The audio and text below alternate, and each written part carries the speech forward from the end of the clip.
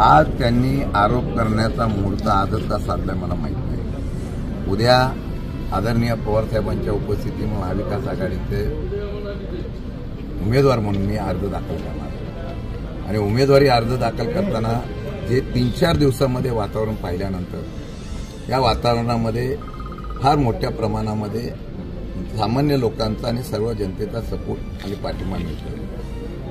आज माझं म्हणणं आहे की सामान्य कार्यकर्ता लढायला उभा राहिला नाही आणि जिल्ह्यामध्ये मी सांगितलं की साहेबांनी आणि महाविकास आघाडी निर्णय घेतला मी लढतो।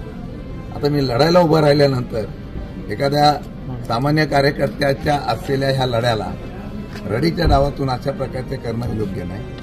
मी आज पत्रकारांना सांगतो, आपण सगळेजण माझ्यावर या किंवा मी तुम्हाला पुरावे देतो, स्वतः जाऊन मार्केटमध्ये चौकशी करा आणि या चौकशीमध्ये जर तथ्य आढळलं तर मी फॉर्म सुद्धा भरणार।